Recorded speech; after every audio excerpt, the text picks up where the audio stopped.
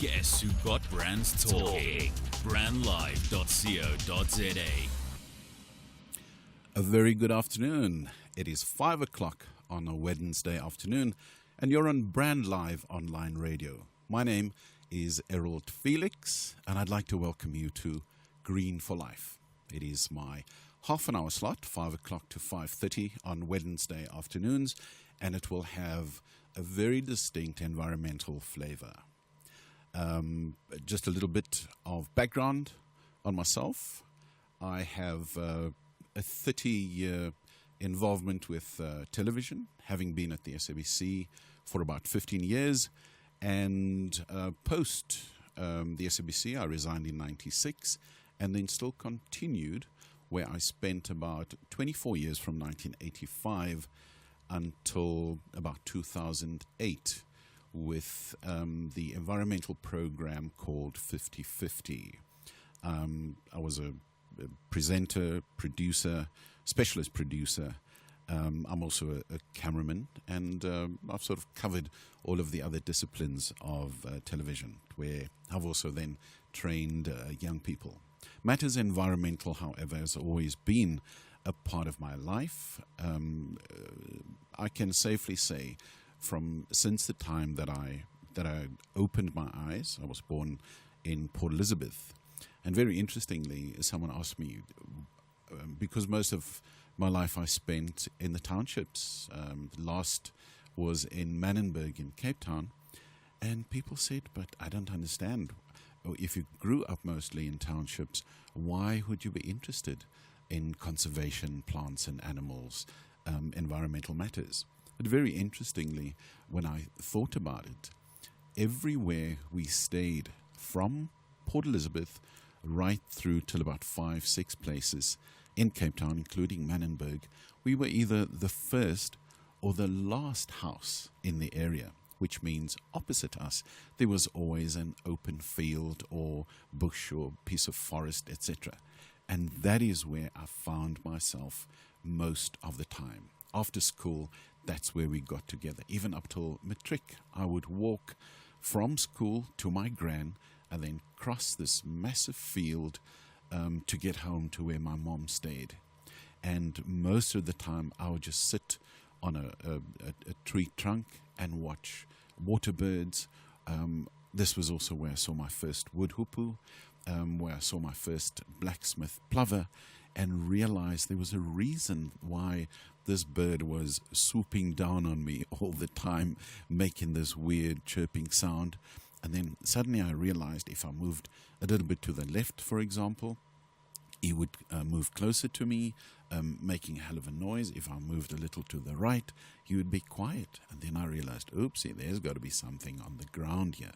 And lo and behold, the day I saw the first blacksmith plover chick just quietly laying on the ground, almost not breathing, I became interested in the cycle of life and what was happening, how this mother was wanting to protect her baby, her chicks. And for me, the wonder of life, the spring hares that I'd seen, the little diving ducks, moor hens, frogs, etc., it got me to understand that there was more to life than the life that was presented to us in the townships. And that is where then my interest in nature and ultimately in matters environmental it came from. One of the big things for me would be to unpack the kind of topics that we'd be discussing. Today, unfortunately, I will not have a guest, but that is what the endeavor will be, to every week have one or two guests on the show that we'd either regard as experts or people, whether they be government employees or people from companies, etc., that would in some way either answer questions or unpack what it is that is happening out there in the world, depending on the particular topic of the day. Bearing in mind that this is Brand Live online radio, so very, very important for brands, for companies, small companies especially, to come and showcase their brands. Even if you have green products, and we know that there are thousands of people out there that have developed green products that they'd like to expose. This I saw many, many times on 50/50, and we'd like to invite people to come into studio to unpack that. In terms of my particular view, and please understand that I am by no means an expert, neither do I regard myself as an expert.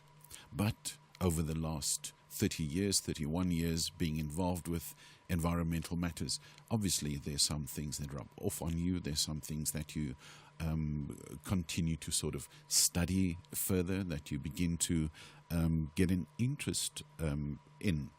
And that is the people seem to throw the term conservation versus the term environment. And for me, I'd like to sort of unpack that understanding, because for me, environment equals life.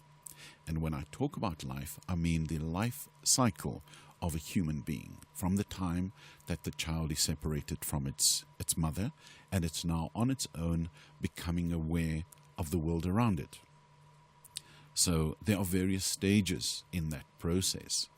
And from an environmental perspective, the exact same thing happens. So you have an awareness first as a child, and then you have an awareness about matters environmental, or the environment, which means everything that is natural happening around you, and anything and everything that is connected to that.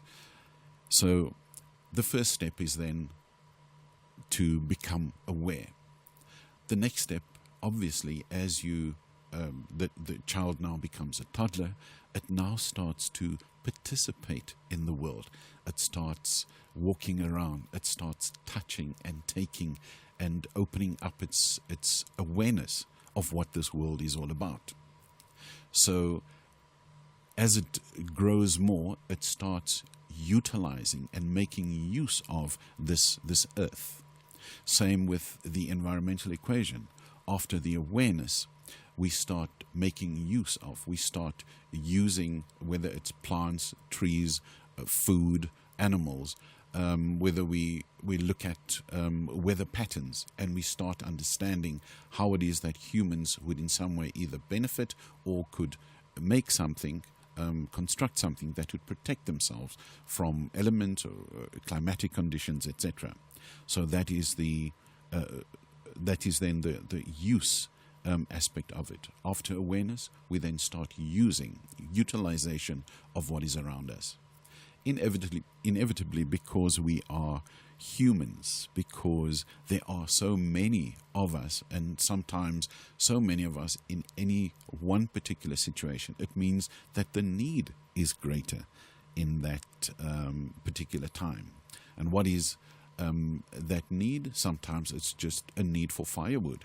That means that the little forest where a lot of people find themselves will soon start to become depleted. And that means that we then have to start looking at different aspects of how that has affected us. Right now, we're going to take a short break, and we'd like to continue along this train as soon as we come back. Making a bold statement yet blending into the surrounding suburbs of Melville, 27 Boxes is a realization of edgy design and practical implementation. A radical departure from the shopping malls of our generation, yet not a return to the high streets of our youth. 27 Boxes showcases the best of a shopping centre set in a garden, surrounded by the bohemian suburb that is Melville. 27 Boxes, shop, play, eat. And we're back on Green4Life. If you've just joined, welcome.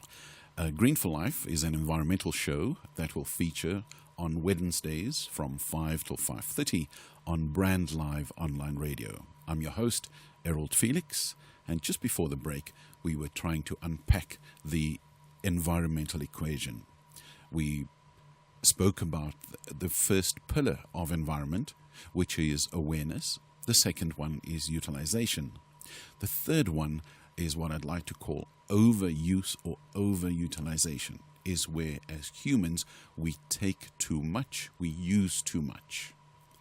As a result, that causes a kind of hole in the system. It causes a need, it causes extinction, it causes eradication. And the next step is where I place conservation. Conservation for me is the plaster.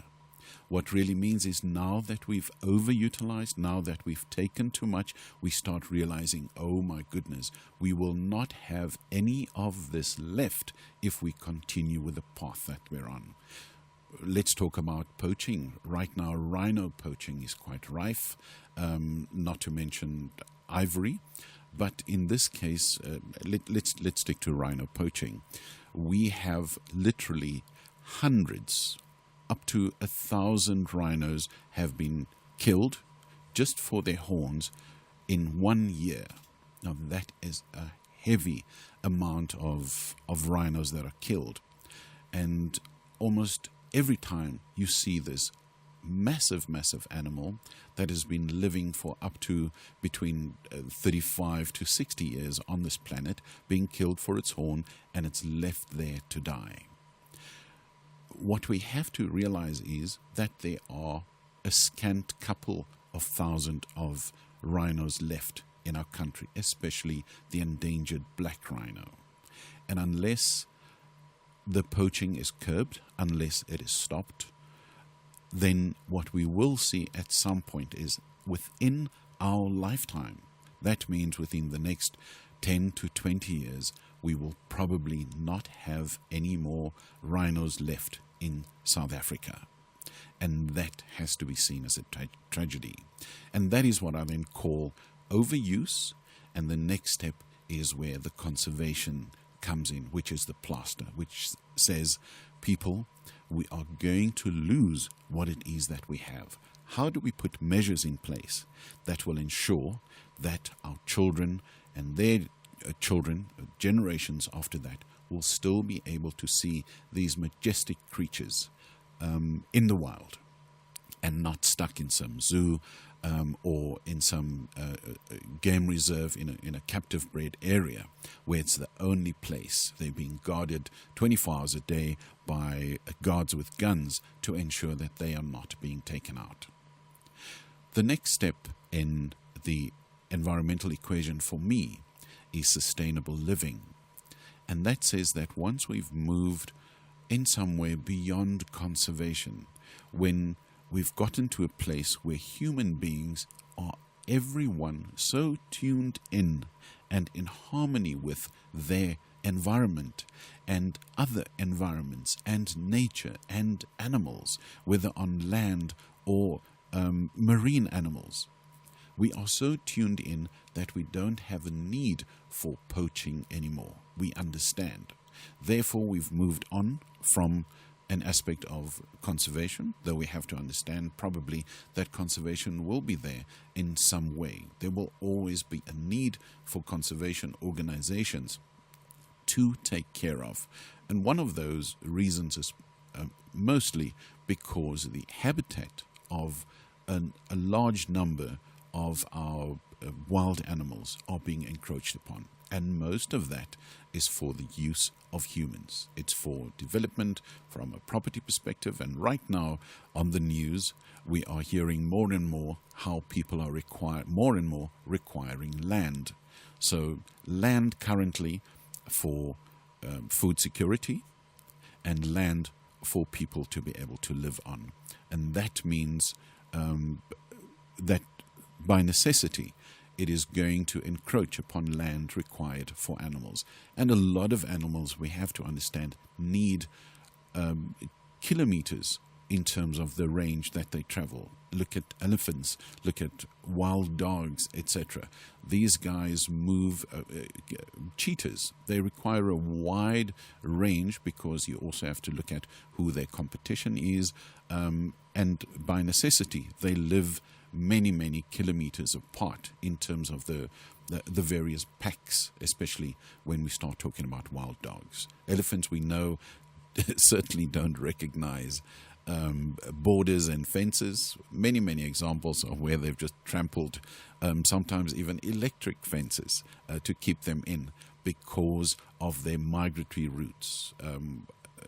Case in point is the Transfrontier National Parks that are now trying to be established because we're trying to drop the borders, especially in the northeastern of our country where we border Mozambique as well as Zimbabwe, and then also on the west of the country between Namibia, Zimbabwe and Angola, where elephants specifically move across these borders and they move from one country into the other because that is a part of their migratory routes, and they certainly don't recognize borders. So always, as I said, there will always be a need for conservation. Sustainable living, of course, when we start unpacking the term sustainability, what does it mean? Basically, it means that we should be living today in a manner that our future generations would also be able to participate and utilize what it is that we have today from the aspect of nature. Now, there are very key aspects to that is threatening quite a lot of things. Firstly, if we look at the climate change that has been happening in our country, it's worldwide, global warming, the greenhouse effect, looking at how carbon dioxide and methane gases are being pumped into the air, into the atmosphere, the hole in the ozone layer, etc. So we are ultimately, as humans, we are busy affecting our climate. We are busy looking and suffering ultimately the causes of that. It is no, what does one call it? It is no secret that climate change and global warming is happening. And as humans, we are definitely going to start feeling the results of that very, very soon. The last floods we had over the past couple of days, some lives have been lost, houses were lost, we had a couple of tornadoes. Yes, we understand that social media especially and technology has suddenly made the measurement and the recording of what has probably been happening for many, many centuries. Certainly, we've allowed it to happen. However, the part that humans are playing in helping to change things against our favor is certainly big. Well, we're coming back after a short break when we'll continue with the final aspect that I see of what is the environmental equation. If you're looking for an information technology and communication solution company suitable for your small or medium-sized enterprise, then look no further than Hive ICT. They aim to provide SMEs with the same level of service expected by large corporations without sacrificing the personal relationship they have with their customers. Offering remote and on-site support, as well as IT system design, network design and installations, server and workstation maintenance, and web design, web application development, and more. Visit www.hiveict.com right away. And welcome back to Green4Life, the environmental program that will feature on Wednesday afternoons, 5 o'clock till 5:30 on Brand Live online radio. If you're stuck somewhere out there in traffic and you're frustrated, don't know what to do, well, what I'd like to say is now you understand what a captive bred animal is feeling. My name is Errol Felix, and I'll be your host on Green4Life, which is an environmental program that will feature, as I said, on Wednesdays, 5 till 5:30. I was busy unpacking the various aspects or pillars of the concept environment, and the last one I see as enlightenment. Let's go through them again.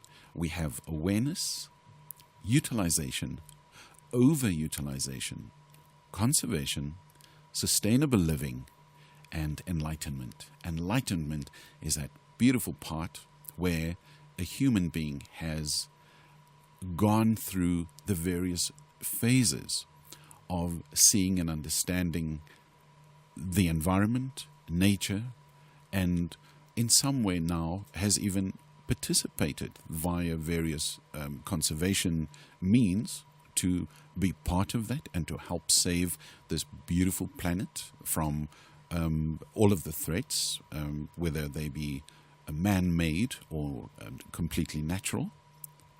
And that part of enlightenment, and I meant to say part, we can also talk about the path to enlightenment.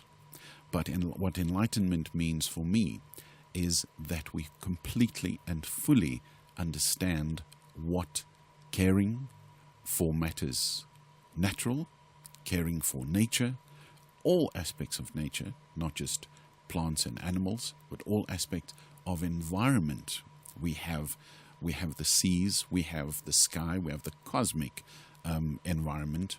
We even have what I call a spiritual environment, where we look into ourselves to find out whether we are in tune with other beings that exist around us, that we coexist with on this fragile planet. And that then I see as basically the end of the cycle.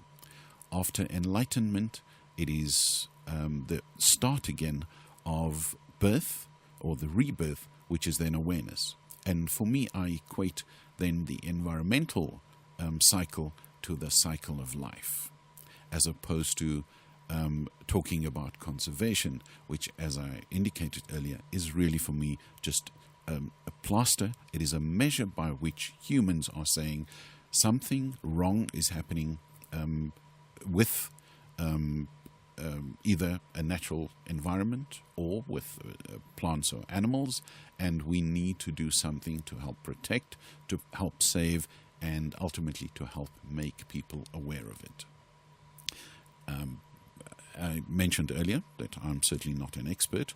For me, it will really just be about discussing various issues. Some of those issues, for instance, we have been in about 4, 5, 6 of our provinces, we now have almost emergency situations regarding water scarcity and how we should be using water. Many, many years ago, about 20 years ago, there was a warning that by 2025, wars are going to be fought about water. There was even statements made that water will be referred to as white gold. And that is very, very interesting. And we're starting to see the impacts of that already. Certainly when you start looking at the numbers in terms of millimeters of rain that we've had the last couple of days, some people are apt to say, what do you mean we're a water scarce country? Look at all of this water. Unfortunately, there was a term connected to that, and that was flash floods. So basically it was really just flashes of heavy rain that were falling based on certain conditions. Also remembering that we are in an El Nino effect at the moment. Everyone remembers El Nino when we started to become aware of that there are climatic changes happening in our country, and the El Nino effect is certainly one of them. So predictions are that next year we'll start to be moving out of the El Nino effect. We'll be moving in the El Niña effect, and that things will start going better until the cycle then repeats itself. On the other side, in terms of climate change, there are also talks that South Africa is starting to dry out from the west, that we will, within a period, start seeing desertification from the western parts of the country. There's been talks that the wheat belt on the Western Cape, around the Malmesbury area, as well as the major wine farms in that area, will be starting to look at what are the next options. How do we mitigate desertification if it starts drying out from the west of the country? I certainly hope that I won't be around in terms of witnessing that. However, the important thing is that we start looking at how do we fix, how do we start looking at, how do we have a 20, 30, 40, 50-year vision that if these things should happen, how do we start turning it around so that we can then adhere to the term sustainability, which means that future generations would then be able to live in a manner that they would be able to provide for the generations that come after that. Well, this then marks the end of my half an hour. I hope you've in some way been entertained, and I'm looking forward to chatting to you again next Wednesday, 5 to 5:30 on Brand Live online radio, Green4Life. I'm Errol Felix, signing out. Have you ever thought of the power of talk radio and what it can do for your business? Well, brandlive.co.za has been developed with that in mind and brings you an international first. The brandlive.co.za internet radio platform gives businesses a new voice and opportunity to change the conventional communication platform that a newsletter represents. Facilitated by leading industry experts, the brandlive.co.za platform offers a high-quality digital talk radio medium for companies to communicate their new developments, create customer-centric radio content, develop an added value in terms of client relations, and create a better flow in terms of feedback and interactivity to their existing customer base and market. Simultaneously, the platform can also open a brand or business to a new group of potential customers. Technology is constantly shaping the way we communicate and consume information, which presents your business with a simple and affordable way to address your customer or client in a modern, multifaceted setting. Internet radio is now available for your business, a powerful corporate branded tool to complement your existing communication platforms. In today's competitive market, you need to use every tool available to retain and cultivate loyal customers. Online corporate branded radio offers you an exciting range of communication tools uniquely tailored to your brand and addressing your communication challenges. With the brandlive.co.za radio platform, you have the power to brand your business in the way you like. You are able to develop content with your own production team and have the opportunity to interact with your customers in real time on issues such as quality assurance, customer service, and any other operational matters. Brandlive.co.za. Now your brand has a voice.